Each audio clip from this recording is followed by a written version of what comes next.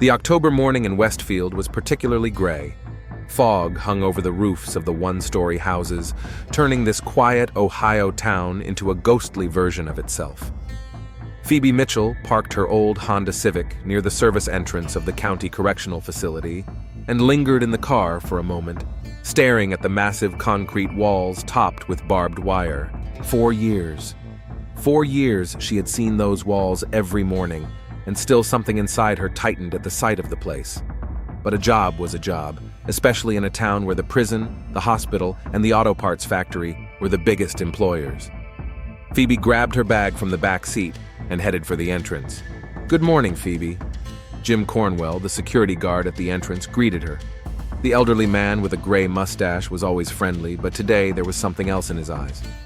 "How are you?" "I'm fine, Jim. How about you?" "Same as usual. Just had a talk with Captain Holmes yesterday. They say there's going to be an inspection from the county office soon."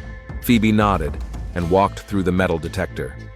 Inspections always made all the employees nervous, but she tried not to think about it.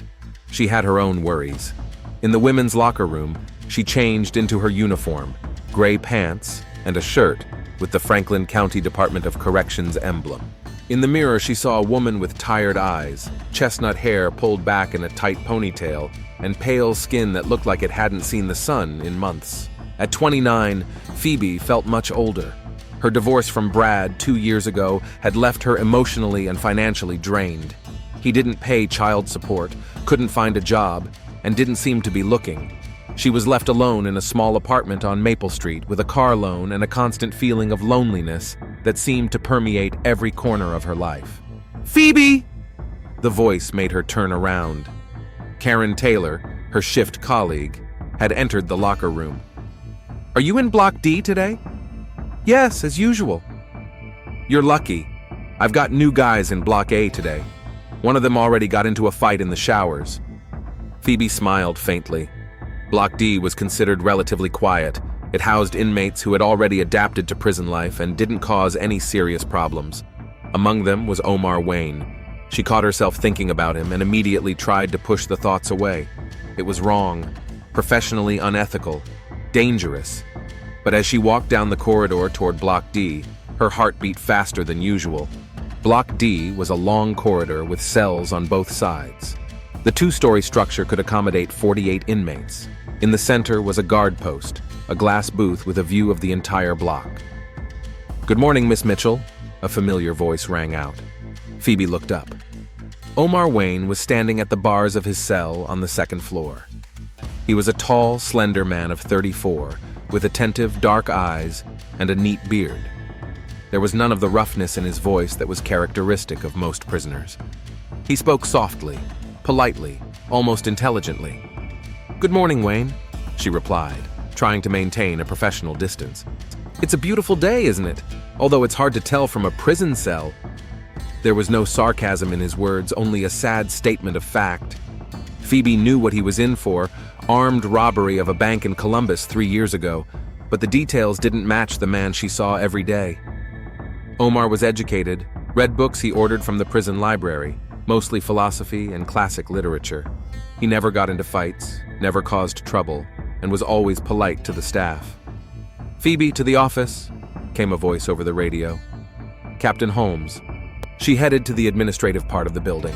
Rick Holmes's office was on the second floor, with a window overlooking the prison courtyard. The captain was sitting at a massive wooden desk, studying some documents. Rick Holmes was a man who made an impression with his appearance. Broad shoulders, gray hair neatly trimmed, and a stern gaze from steel eyes. At 48, he looked like a man accustomed to power and responsibility. On the wall behind his desk hung photographs.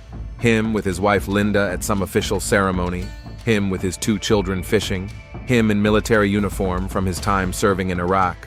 "Sit down, Phoebe," he said without looking up from his papers. She sat down in the chair in front of his desk, feeling slightly uneasy. Holmes was not the kind of man who called his employees in just to chat. "How are things in Block D?" he finally asked. "Everything's quiet, sir. No incidents." "Good. How are the inmates? Any problems with any of them?" Phoebe paused for a moment. Was there something in his tone that made her feel uncomfortable? "No, sir. Everyone is behaving according to the rules. Holmes nodded and put the documents aside. Phoebe, I've known you for 4 years. You're a good employee, reliable. But I want to remind you of the importance of following protocol when dealing with prisoners. I always follow protocol, sir. I know. But sometimes the lines can get blurred, especially when you work with the same people for a long time. It's important to remember that prisoners are prisoners, no matter how different they may seem. Phoebe felt the color rise to her cheeks. Had he noticed something? Had her interaction with Omar been that obvious? Of course, sir. I understand. Good. You can go. She stood up and headed for the door, but Holmes's voice stopped her. And Phoebe, if you have any personal problems or stress that might affect your work, let me know. We have an employee support program. Thank you, sir. As she left the office, Phoebe felt her heart racing. What was that? A warning? Or just concern for an employee? She returned to Block D, where the inmates had already been released for their daily activities. Most headed for the workshops or the library, but some remained in the common area, playing cards or just talking. Miss Mitchell? Omar approached the security guard. Can I ask you for a small favor? What is it, Wayne? I'd like to order a book through the library. Kant, Critique of Pure Reason. But the librarian says I need approval from security. Phoebe looked at him. Most inmates requested comic books or detective novels. Kant was an unusual choice. I'll pass the request on to the librarian, she said. Thank you. I really appreciate it. He paused, then added, You look tired today. Is everything all right? The question was asked quietly, almost intimately. There was a genuine concern in his voice that she hadn't heard from a man in a long time. I'm fine, thank you. I don't want to seem pushy, but sometimes it's helpful to talk to someone, even if that someone is on the other side of a bar. Phoebe felt something stir inside her. When was the last time someone had shown her such concern? When was the last time someone had really seen her as a person, not as a security guard or an ex-wife? I have to get back to work, Wayne, she said, but her voice lacked its usual sternness. Of course, I understand. He walked away, but Phoebe could feel his eyes on her for a long time. After her shift, she went to the medical unit. She had to submit her monthly report on the health of the prisoners in her unit. Dr. Helen Carter was in her office, studying medical records. At 42, Dr. Carter looked like a woman who had seen a lot in her life. Divorced, like Phoebe, she was raising a teenage daughter and struggling with her own demons. Phoebe knew that Helen drank more than a medical professional should from time to time. Hi, Phoebe, Dr. Carter said without looking up from her papers. Block D report?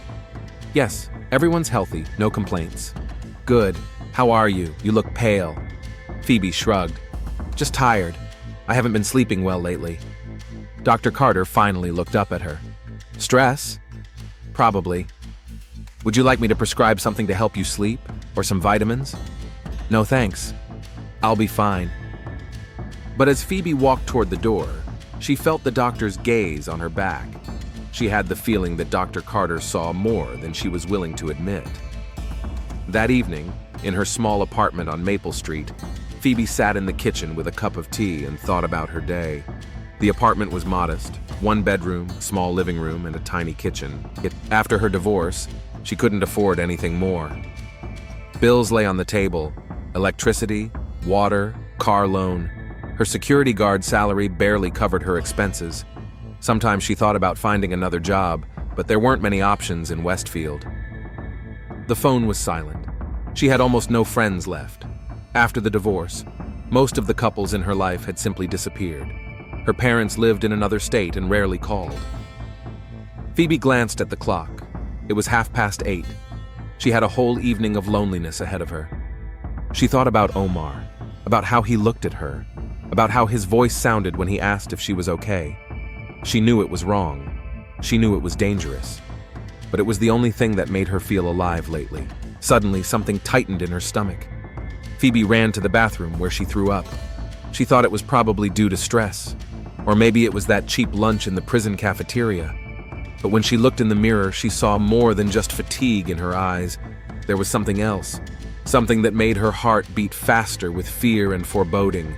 2 weeks had passed since that October morning when Phoebe first felt nauseous. During that time, the attacks had recurred almost every morning, and she could no longer blame it on stress or bad food. Standing in front of the mirror in her bathroom, she studied her reflection.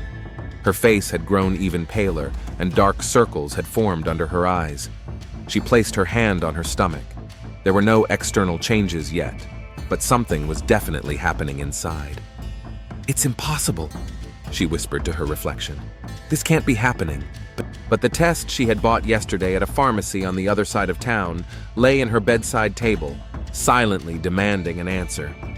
Phoebe knew that sooner or later she would have to use it. At work, she tried to act normal, but every interaction with Omar now seemed charged with electricity. She remembered that November night a month ago when she stayed for a double shift because a colleague was sick. She remembered how they talked through the bars of his cell until late at night. She remembered how his hand had touched hers through the bars. And then there was the evening when she helped him carry books to the library after closing time. The hallway was empty, and the surveillance cameras in that section hadn't been working for a week. It only lasted a few minutes, but it was enough to change everything. "Good morning, Miss Mitchell." Omar greeted her when she appeared in Block D. His voice sounded as warm as ever, but now she heard something else in it: concern. "Good morning, Wayne," she replied, trying not to look him in the eye. "You don't look well. Maybe you should see a doctor?" His concern was genuine, but it only intensified the guilt that was eating away at her. Phoebe nodded and quickly walked away to her post. The day dragged on. The inmates went about their usual business. Some worked in the workshops, some read, some just hung around the block. Phoebe mechanically performed her duties, but her mind was elsewhere. Around noon, Karen Taylor approached her. "Phoebe, are you sure you're okay? You look terrible." "Just tired. I haven't been sleeping well." "Maybe you should take the day off. I can cover for you for a couple of days." Phoebe shook her head. "Thanks, but I'm fine." Karen didn't look convinced, but she didn't press the issue. After lunch, she went back to her unit, leaving Phoebe alone with her thoughts. "Miss Mitchell?" Omar approached the security guard again. "Can I talk to you?" "About what, Wayne?" "About you. I'm worried." Phoebe looked around. There were no other inmates nearby. "We can't talk about things like that." "I know, but I can't just watch you suffer like this." "I'm not suffering." "Phoebe." He said her name softly, almost in a whisper. "We both know there's something between us. I'm not asking you to admit it, but if you need help, if something happened—" "Nothing happened," she replied sharply, "and there's nothing between us." The pain in his eyes was almost palpable. Omar nodded and walked away, but Phoebe felt that he didn't believe a word she said. After her shift, she headed to the medical wing. It was time to find out the truth. Dr. Carter was in her office, studying medical records as usual. When Phoebe entered, the doctor looked up and stared at her intently. "Phoebe, is something wrong?" "I need to discuss something with you. It's confidential." Helen Carter put down her papers and pointed to a chair. "Sit down. What's bothering you?" Phoebe sat down and thought for a moment about how to begin. "For the past 2 weeks, I've been nauseous in the mornings. I feel tired and dizzy." "I see." Dr. Carter stood up and walked over to the medical cabinet. "When was your last period?" "Over a month ago." "Is there a possibility you could be pregnant?" Phoebe was silent for a long time. "Maybe."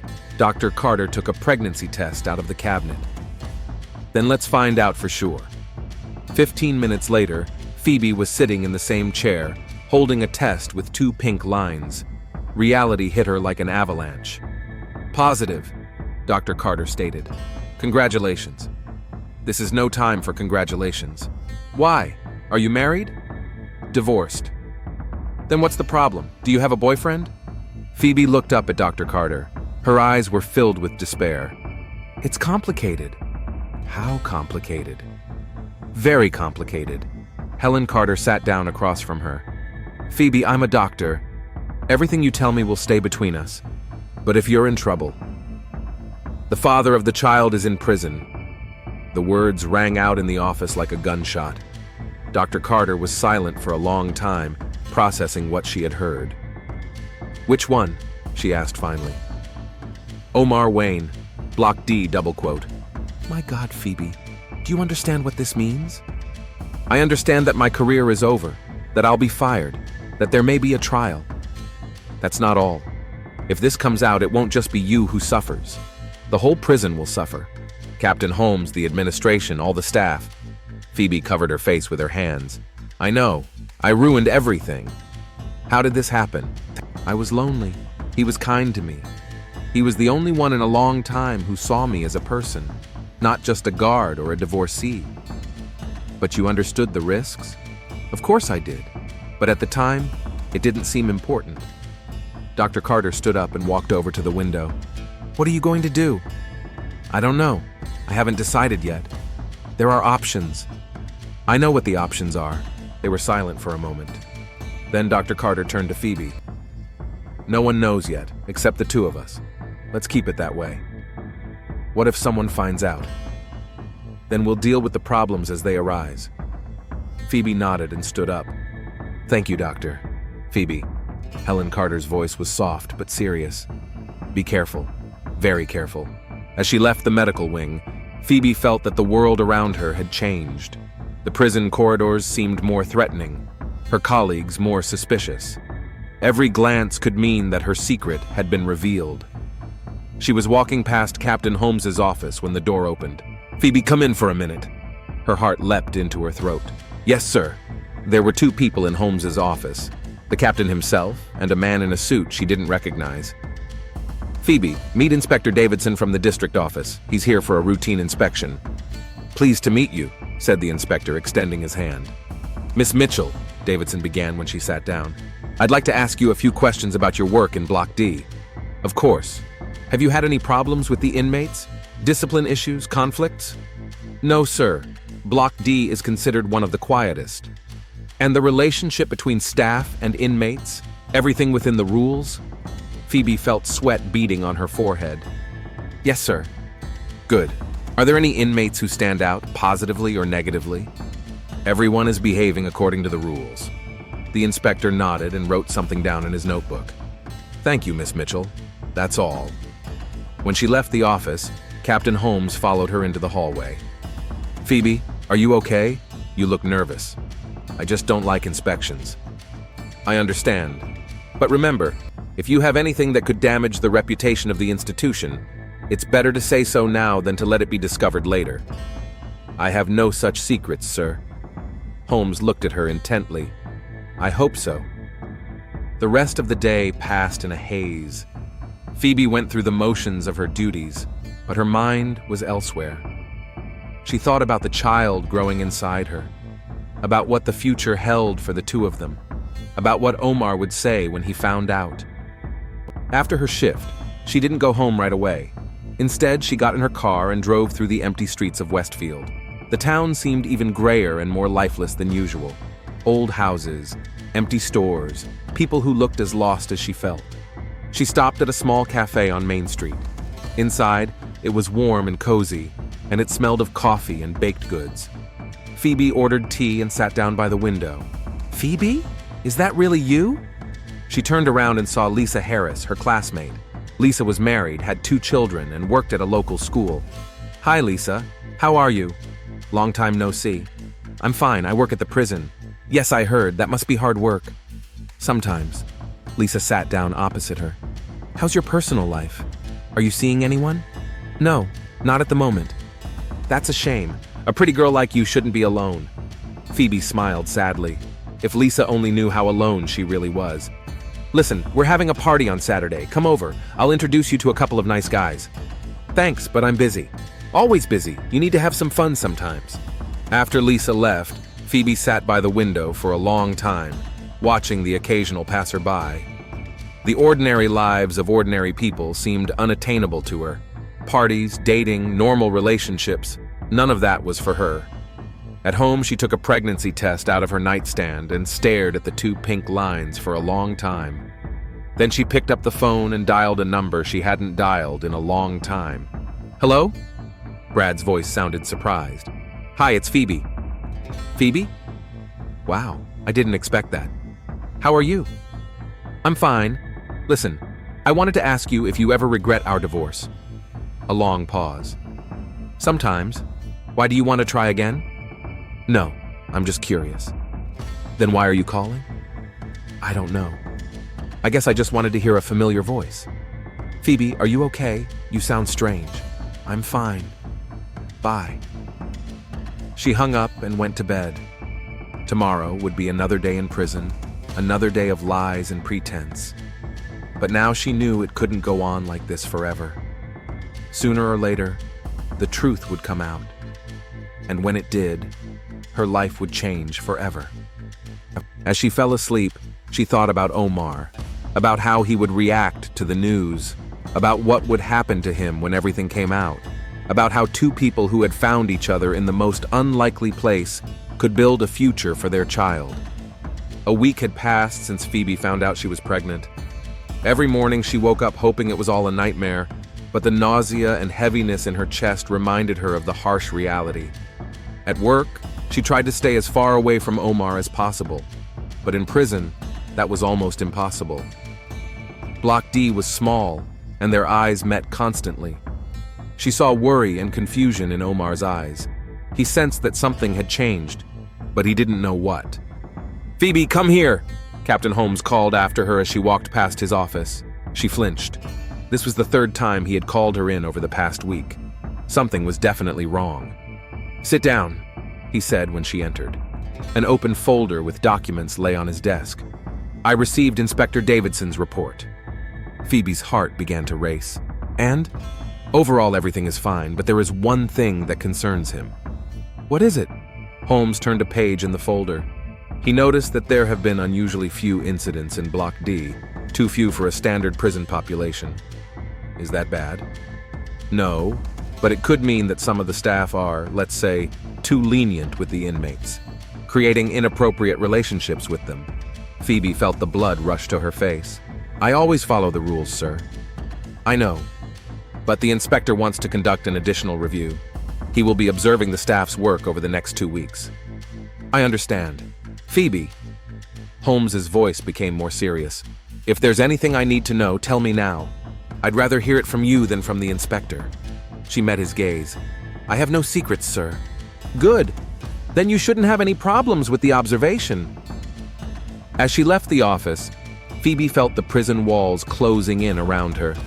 2 weeks of observation meant that her every move would be under scrutiny. Every glance at Omar, every word could be evidence. In Block D, she found Omar in the library corner reading the very book by Kant he had asked to have ordered. He looked up when she approached. "Miss Mitchell, you look worried." She looked around. There were no other inmates nearby. "I need to talk to you." "About what?" "Not here. Tonight, after the day's activities are over. In the library." Something in her tone made him put the book down. "What's wrong?" "Later." The rest of the day dragged on agonizingly slowly. Phoebe saw Omar glance at her anxiously from time to time. The other inmates also began to notice the tension. In prison, any change in staff behavior was perceived as a potential threat.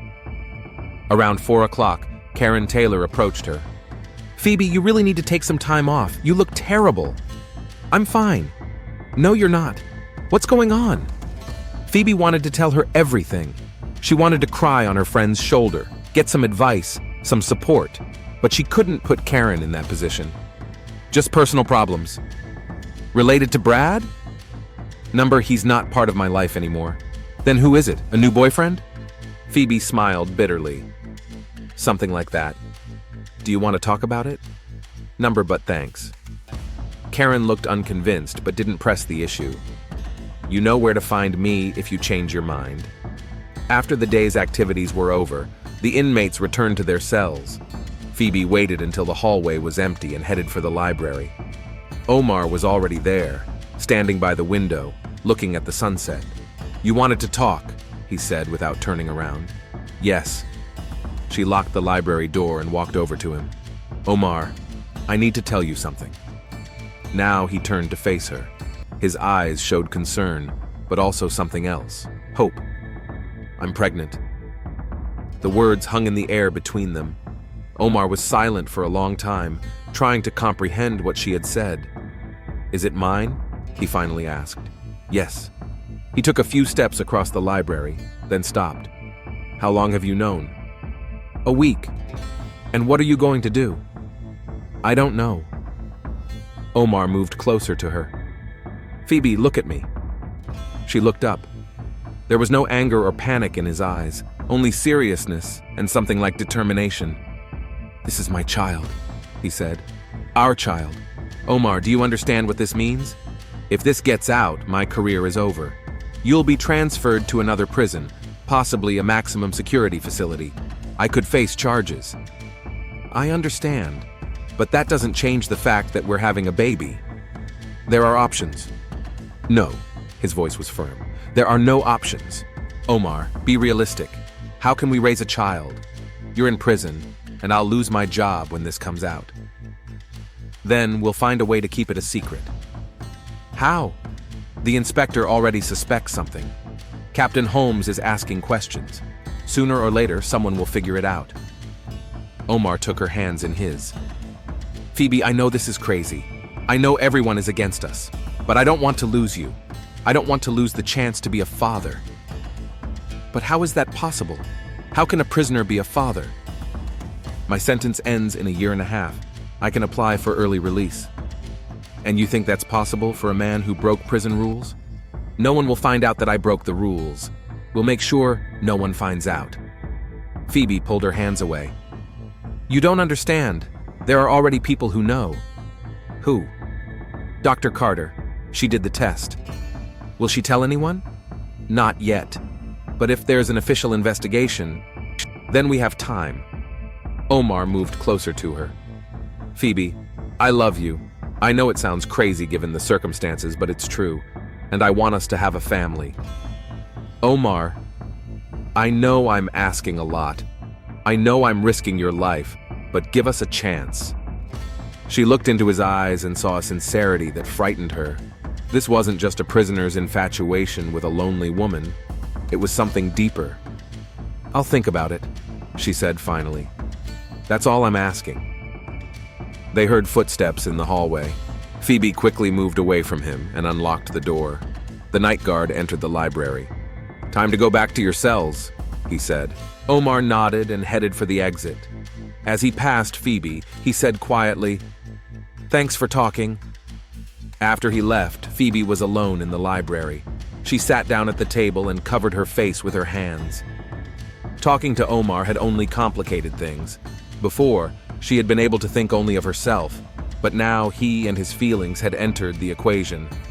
She thought about what he had said about love. Did she love him? It was hard to tell. He was the only person in a long time who saw her as more than just a guard or a divorced woman, but as a person. He listened to her, understood her, cared about her. But was it love or just a desperate need for human warmth? The next day, the atmosphere in the prison changed. Inspector Davidson showed up early in the morning and began his observation. He stood silently in the corner of Block D, taking notes in his notebook. Every move Phoebe made, every word she said was recorded. Good morning, Miss Mitchell, Omar greeted her as usual. Good morning, Wayne, she replied, trying to keep her voice steady. The inspector wrote something down. The prisoners sensed the tension and behaved more cautiously. The usual chatter died down, and the atmosphere became tense and suspicious. Around noon, Captain Holmes approached Phoebe. How's it going? He asked. Everything's quiet, sir. Good. Inspector Davidson wants to talk to you after your shift. About what? About your work, routine procedure. But something in his tone suggested that this would not be routine. After her shift, Phoebe headed to the office where the inspector was waiting for her. He was sitting at his desk, studying his notes. Sit down, Miss Mitchell. Yes, sir. I've been watching you work today. Overall, it's professional, but there are a few things that concern me. Such as? Your interaction with inmate Omar Wayne. It seems more personal than with the others. Phoebe felt her heart race. Wayne is one of the most disciplined inmates. He doesn't cause any problems. That's why I'm concerned. Sometimes the absence of problems can mean that staff and inmates are too close. I follow all the rules, sir. I'm sure you do, but perception is as important as reality. If other inmates think someone is getting special treatment, it can create problems. I understand. I want you to be especially careful when dealing with Wayne. No extra courtesy, no special privileges. Of course, sir. Good, that's all. As she left the office, Phoebe felt the noose tightening. The inspector suspected something, but he couldn't prove it yet. But if he kept watching, she headed for the medical wing. Dr. Carter was in her office, but she looked worse than usual. Her eyes were red and her hands were shaking slightly. "Phoebe, how's it going?" she asked, without looking up from her papers. "Not good. The inspector suspects something." "What exactly?" "He noticed my interaction with Omar." Dr. Carter finally looked at her. "What did you tell him?" "Nothing, but he'll be watching me for another week." "Then you need to be very careful." "Helen, I told Omar." "About the pregnancy?" "Yes." "And how did he react?" "He wants me to keep the baby." Dr. Carter stood up and walked over to the medical cabinet. "What do you want?" "I don't know." "Phoebe, you have to understand the consequences. If this comes out, it won't just be you and Omar who suffer. The whole prison will suffer." "What are you suggesting?" "There are ways to solve this problem quietly. No questions asked, no paperwork." "Abortion?" "I didn't say that word." Phoebe was silent for a long time. "What if I refuse?" "Then you'll have to find a way to hide your pregnancy long enough to find another job in another city." "But that won't solve the problem with Omar." "Omar is not your problem. Your problem is your life and your future." Dr. Carter opened the medicine cabinet and took out a bottle of pills. "Think about it, Phoebe. Think about it carefully." That evening, Phoebe sat in her apartment, holding the business card of the private clinic that Dr. Carter had given her. One visit could solve all her problems. No one would ever know about the pregnancy, about her relationship with Omar. But she also thought about Omar's words, how he talked about love, about family, how his eyes lit up when he found out about the baby. The phone rang. The number was unfamiliar. "Hello? This is Dr. Carter. Phoebe, I need to talk to you. Urgently." "What's wrong?" "Not over the phone. Meet me at the cafe on Main Street in an hour." "Helen, you're scaring me." "There's reason to be scared." An hour later, Phoebe was sitting in the same cafe where she had met Lisa a week earlier. Dr. Carter looked worried and tired. "What's going on?" Phoebe asked. "Captain Holmes came to see me tonight. He asked about your health." "What kind of questions?" "He said the inspector had noticed a change in your behavior. He asked if you had come to me with any problems." "And what did you say?" "That I couldn't discuss patient medical information." "Did he believe you?" "I don't think so. Phoebe, he suspects something. Maybe not specifically pregnancy, but something." Phoebe closed her eyes. "How much time do I have?" "I don't know. Maybe a few days, maybe a few hours." "What should I do?" "You have three options. The first is to accept my offer and solve the problem medically. The second is to leave town right now. The third is to tell the truth and hope for the best." "And the fourth option?" "What fourth option?" "Fight. Find a way to protect yourself and Omar." Dr. Carter shook her head. "Phoebe, this isn't a movie. This is real life. And in real life, stories like this don't have happy endings." "Then why are you helping me?" "Because I was in a similar situation once, and I know what it's like to have no choice." They were silent for several minutes, each lost in her own thoughts. "Phoebe," Dr. Carter said finally, "whatever you decide, decide quickly. Tomorrow may be too late." When she got home, Phoebe sat down at the kitchen table and wrote 2 letters. One was to Omar, the other to Captain Holmes. In the first, she explained her decision. In the second, she submitted her resignation for health reasons. But then she tore up both letters. She wasn't ready to give up. She wasn't ready to let the system destroy the only real connection she had had in many years. Tomorrow, she would talk to Omar again. Tomorrow, they would find a way to survive this situation. She didn't know that tomorrow might be too late. Friday, November 15th, was a particularly tense day. Inspector Davidson had been at the prison for 10 days, and his presence felt like a constant threat. Phoebe felt his gaze on her every second of the workday. In the morning, she barely made it to the bathroom before she threw up. Her pregnancy symptoms were getting worse, and it was becoming increasingly difficult to hide them. Karen Taylor had already suggested twice that she see a doctor, and other colleagues were starting to give her suspicious looks. "Miss Mitchell," Omar called after her as she passed his cell. "Can I ask you a question about the library rules?" It was their code. Phoebe glanced back. The inspector was standing at the other end of the block, talking to a security guard. "What's the question, Wayne?"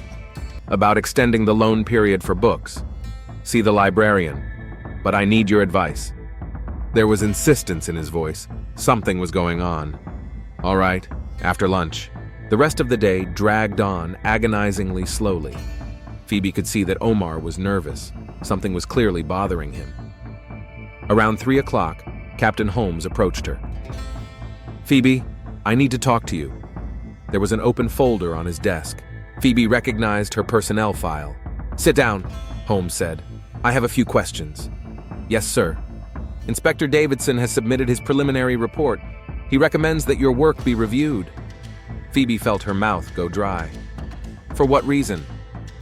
"He believes you are too friendly with some of the inmates, especially Omar Wayne." "I'm just doing my job." "Perhaps, but perception is as important as reality." Holmes closed the folder. "Phoebe, I've known you for 4 years. You've never caused any problems, but you've been acting strange for the past few weeks." "Strange?" "You look sick, nervous. Your colleagues say you've been avoiding them, and now you have the inspector's suspicions." Phoebe was silent, not knowing what to say. "If you have personal problems that are affecting your work, tell me. We can find a solution." "I don't have any problems that are affecting my work." Holmes looked at her intently. "Phoebe, I'm giving you one last chance. If there's anything that could damage the prison's reputation, tell me now. It's better to hear it from you than from the investigators." "I have nothing to hide." "All right. Then tomorrow the inspector will conduct a detailed interview with you. Be prepared to answer some uncomfortable questions." After her conversation with Holmes, Phoebe headed to the library. Omar was already waiting for her there, pacing nervously between the bookshelves. "What's wrong?" she asked, locking the door. "My lawyer is coming on Monday." "And?" "He wants to discuss the possibility of early release. But for that, the prison administration has to give a positive recommendation." Phoebe felt a glimmer of hope. "That's good." "No, it's bad. If they find out about us, there will be no early release. I'll be transferred to a maximum security prison." "Then what do you suggest?" "I need to know what you've decided." "About the baby." Phoebe turned away. "I'm still thinking." "There's no time to think. The inspector suspects something. The administration is asking questions. If we don't act now..." "What do you mean, act?" "You have to quit your job. Now today." "Omar, this is crazy. How am I going to live? I have loans, bills." "We'll figure something out." "We? You're in prison." "Not always." Phoebe turned to him. "What if I don't want to quit? What if I want to try to keep my job and everything else?" "That's impossible." "Why?" "Because the truth will come out sooner or later, and then it'll be worse for everyone." They stood facing each other in the silence of the library. Outside, it was beginning to get dark. "Omar, I'm scared." "Me too, but we'll get through this." "How can you be so sure?" "Because we don't have a choice." Suddenly, footsteps sounded in the hallway. Phoebe quickly moved away from Omar and unlocked the door. The night guard entered the library. "Time to return to your cells." Omar headed for the exit, but stopped next to Phoebe. "Think about what I said," he whispered. After he left, Phoebe was alone. She sat down at the table and rested her head on her hands.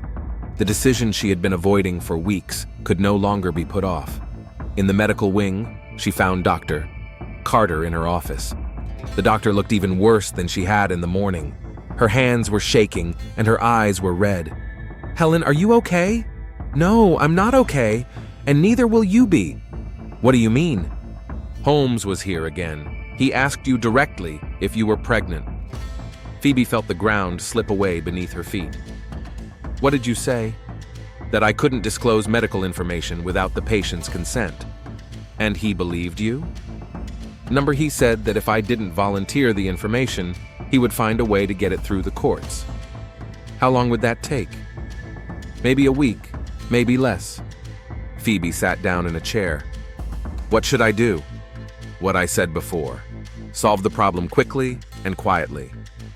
What if I don't want to? Then you need to get out of town right now. I can't just disappear. Then you have no choice. Dr. Carter opened the medicine cabinet and took out a packet of pills. This is safe and effective. By Monday, it will be over. Phoebe took the packet with trembling hands. What if someone finds out? No one will find out. I'll write it off as treatment for a menstrual disorder. Helen, why are you doing this? Why are you helping me? Dr. Carter was silent for a long time. Because I was in a similar situation once, and no one helped me. Leaving the medical office, Phoebe clutched the bag of pills in her pocket. It was a decision that could save her career, her future, her reputation, but it also meant the end of everything that connected her to Omar. At home, she sat at the kitchen table, looking at the pills. The instructions were simple. Take them all at once, and in a few hours, it would all be over. At 9 o'clock in the evening, the phone rang. It was Captain Holmes. Phoebe, I need to see you. Now. Sir, it's late. This can't wait. Come to the prison in half an hour. What's happened? We'll talk when I see you. Phoebe's heart began to race. Had he found out? Had Dr. Carter told him after all? She put the pills back in the bag and drove to the prison. The building looked even more sinister in the spotlight. The night guard let her in without question. Holmes had obviously warned him she was coming. The captain's office was lit only by a desk lamp. Holmes was sitting at his desk, studying some documents. Sit down, Phoebe. She sat down, feeling her hands tremble. I got a call from Inspector Davidson. He wants to question you under oath tomorrow morning. About what? About your relationship with the prisoners. Holmes looked up. Phoebe, this is your last chance. If there's anything I need to know, tell me now. Phoebe remained silent, fighting the urge to tell him everything. All right, Holmes said finally. Then here's what we'll do. He stood up and walked over to the safe in the corner of the office. He took out a pistol and placed it on the table. What's that? Phoebe whispered. Insurance. I don't understand. Holmes sat back down at his desk. Phoebe, I've worked at this prison for 15 years. I've built a career and a reputation here. I have a family, children who are going to college. Sir, if it turns out that one of my employees had an inappropriate relationship with an inmate, it will destroy everything. I'll be fired, lose my pension, my family will lose their home. Phoebe felt a cold sweat break out on her forehead. Captain Holmes, I don't know what you're talking about. Don't lie to me anymore. His voice became harsh. I know about you and Wayne. I know you're pregnant. How? Dr. Carter told me everything half an hour ago. The world around Phoebe spun. Helen told you? I gave her a choice. Either she tells the truth or I fire her for incompetence. But she promised. She's a drunk divorcee who can barely hold down a job. She had no choice. Holmes took the gun in his hands. And now you have no choice either. What are you going to do? What is necessary to protect this institution? Phoebe slowly got up from the chair. Captain, let's talk about this. The time for talking is over. I have pills. I can solve the problem. It's too late. The inspector already knows everything. Then what do you want from me? Holmes stood up and approached her. Nothing. Nothing else. Phoebe understood his intentions and tried to run to the door, but Holmes was faster. A shot rang out deafeningly in the confined space of the office. Phoebe fell to the floor, feeling warm blood spreading beneath her. Holmes stood over her, still holding the gun. I'm sorry, Phoebe, he said quietly, but I had no choice. She tried to say something, but only blood came out of her mouth. Her last thoughts flashed through her mind, about Omar, about the child she would never have, about how everything had gone wrong. Holmes took out his phone and dialed a number. This is Captain Holmes. We've had an incident at the prison. An officer shot himself in my office. Yes, it looks like suicide. Send in the investigators. He placed the gun in Phoebe's hand, carefully positioning her fingers on the trigger. Then he took the bag of pills from her pocket. The perfect motive, he muttered under his breath. An unwanted pregnancy, depression, problems at work. 20 minutes later, the prison was filled with the flashing lights of ambulances and police cars. Detective Michael Green was one of the first to arrive at the scene. What do we have here? He asked Captain Holmes. Phoebe Mitchell, security guard, shot herself in my office. I found her when I came back for some documents I'd forgotten. Green examined the body. Any thoughts on a motive? Holmes showed him a packet of pills. I found this in her pocket. Abortion pills. Was she pregnant? Apparently so, and that was causing problems. What kind of problems? I don't know exactly, but she'd been acting strangely for the last few weeks, nervous, avoiding her colleagues. Detective Green took a statement and ordered the body to be taken to the morgue. To him, it looked like an obvious suicide, a young woman faced with an unwanted pregnancy and problems at work. Detective Michael Green had always prided himself on his attention to detail. In his 8 years with the Franklin County Police Department, he had seen enough suicides to know what they looked like, and something about Phoebe Mitchell's death bothered him. On Monday morning, he returned to the jail to conduct additional interviews. His first stop was to talk to the victim's co-workers. She really seemed depressed the last few weeks, Karen Taylor said, wiping away tears. I suggested she take some time off, see a doctor, but she refused. Did she mention any personal problems?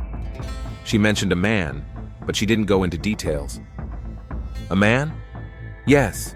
She said she was in what she called a complicated relationship. Green wrote this down in his notebook. Anything else? No. Phoebe was very private. Next was Dr. Carter. The doctor looked terrible, pale with trembling hands and red eyes. Doctor, did Phoebe Mitchell seek medical help from you? I can't disclose medical information. She's dead, Doctor. You're no longer bound by medical confidentiality. Helen Carter was silent for a long time. Yes, she came to see me 2 weeks ago. What was the reason? She suspected she was pregnant. And? The test was positive. How did she react? She was upset. She said the situation was very complicated. Did she explain why it was complicated? Dr. Carter shook her head. No. But you gave her pills to terminate the pregnancy? I did. She asked for them. When? On Friday evening. Green looked up from his notebook. On Friday?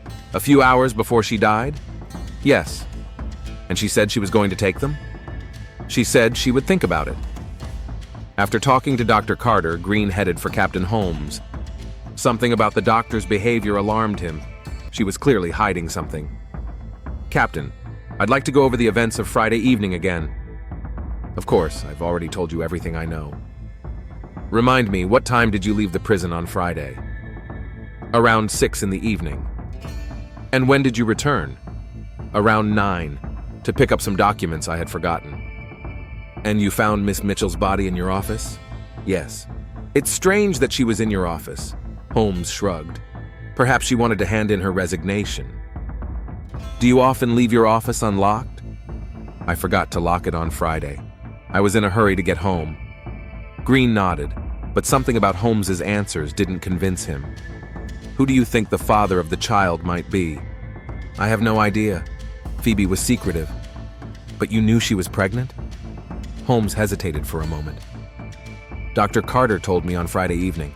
I was going to talk to Phoebe on Monday. I see. After interviewing the administration, Green decided to talk to the inmates in Block D.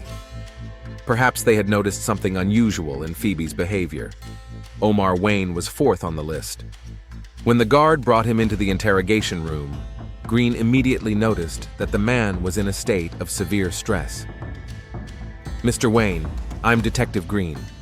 I'd like to ask you a few questions about Miss Mitchell. What happened to her? Omar's voice was tinged with barely contained panic. You don't know? They haven't told us anything. There's a new guard in the block and Miss Mitchell hasn't been seen for 3 days. Green looked closely at the prisoner. Mr. Wayne, I'm very sorry to tell you that Miss Mitchell died on Friday evening. Omar turned pale. How? We are investigating the circumstances of her death. But how did she die? Gunshot wound. Omar covered his face with his hands. That's impossible. Were you close to Miss Mitchell? A long pause. Yes. How close? Closer than I should have been. Green leaned forward. Can you explain? We had a relationship. A romantic relationship. Yes. Did you know she was pregnant? Yes, she told me last week. And how did you react? I wanted her to keep the baby. And her? She was afraid. Afraid of losing her job, afraid of the scandal. Green wrote down every word. Mr. Wayne, you understand that your relationship with Miss Mitchell was against the rules? Of course I do. And who else knew about the relationship? No one. I mean, we thought no one did. But someone could have guessed. Possibly. Captain Holmes has been acting suspiciously for the past few weeks. And that inspector. Which inspector? Davidson. He's been watching us for over a week. Green felt he was getting somewhere. Mr. Wayne, do you think Miss Mitchell could have committed suicide? Never. Omar looked at the detective. Phoebe was a strong woman. She would have found a way to cope with the situation. Even if she knew she would lose her job? Even then, she wasn't the type to give up. After talking to Omar, Green returned to the station and carefully reviewed the case file. The more he thought about it, the more doubts he had. First, the angle of the bullet's entry was inconsistent with suicide. Judging by the wound, the shot had been fired from a distance of at least a meter. Second, there was no gunpowder on Phoebe's hands, which was strange for someone who had fired a gun. Third, Captain Holmes's testimony was inconsistent. He said he left the prison at 6, but the guard at the entrance recorded him leaving at 6:30. Green decided to have another chat with Dr. Carter, this time in a more informal setting. He found her in a bar on the outskirts of town. Helen was sitting alone at a table, staring into a glass of whiskey. Dr. Carter? She looked up. Detective, what are you doing here? I wanted to talk. Can we? She nodded to the chair opposite her. Sit down. Doctor, I don't think you told me the whole truth about Phoebe Mitchell. I told you everything I could. Did you know who the child's father was? Helen was silent for a long time, then took a large sip of whiskey. Yes, I did. Who? Omar Wayne, the inmate in Block D. Who else did you tell? Captain Holmes. When? Friday night. He made me. How did he make you? He threatened to fire me. He said he'd find a way to prove I was incompetent. Green felt the pieces of the puzzle start to fall into place. What happened after you told him the truth? He said he'd take care of it. In what words? He said, I won't let one slut ruin my career. And then what happened? He told me to go home and forget about it. Did you know he called Phoebe to the jail that night? Helen looked up sharply. He called her? Yes, at 9 o'clock. My God. She finished her whiskey and stood up. He killed her, didn't he? I can't say anything for sure yet. But you suspect? I have questions that need answers. The next day, Green received the results of the ballistics test. The bullet had been fired from Captain Holmes's service weapon. When the expert reported that Phoebe's fingerprints were on the gun but were unclear and could have been left after death, Green realized he had enough evidence to make an arrest. He arrived at the jail in the afternoon. Holmes was in his office, talking on the phone with someone from the county office. Captain Holmes, you are under arrest on suspicion of the murder of Phoebe Mitchell. Holmes slowly put down the phone. This is absurd. You have the right to remain silent. Anything you say can be used against you in court. Detective, you're making a mistake. Phoebe committed suicide. Your gun, your office, your false testimony. I think the jury will draw the right conclusions. As Green cuffed Holmes, the captain finally broke down. You don't understand. I didn't mean to kill her. Then what happened? She was going to tell everything. She said she couldn't lie anymore. And? I tried to convince her to keep quiet. I offered her money, a new job in another city, but she refused. And you shot her. It was an accident. We were arguing. I was holding the gun just to scare her, but it went off. An accident? Green shook his head. Captain, the forensic report shows that the shot was fired at close range, deliberately. Holmes lowered his head. I couldn't let her ruin my life. I have a family, children. And Phoebe had a child too, whom you killed along with her. The news of Captain Holmes's arrest quickly spread throughout the prison. The inmates in Block D were in shock. No one could believe that their boss was a murderer. Omar sat in his cell. holding the letter he had written but never managed to give to Phoebe. In it, he asked her to marry him after his release and promised to be a good father and husband.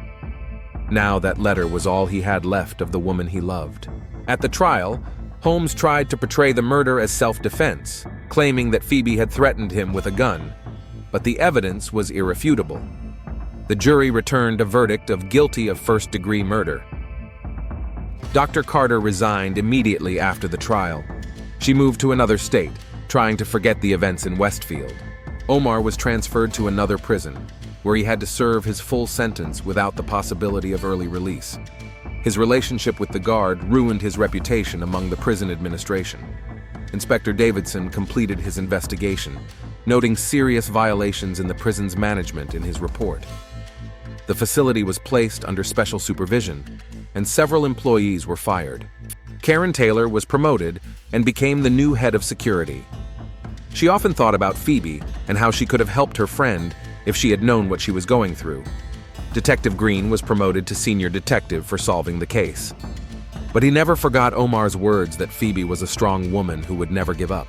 Rick Holmes was sentenced to life in prison without the possibility of parole. In the prison where he was now an inmate, former police officers and prison guards were treated particularly harshly. His wife filed for divorce, took the children, and moved to another state. The house he had fought so hard for was sold to cover legal fees. The town of Westfield slowly tried to forget the story. The prison continued to operate under new management, but the institution's reputation was tarnished forever. The story of Phoebe Mitchell and Omar Wayne served as a reminder of how the system can crush human feelings and how power can corrupt even those who are supposed to protect the law.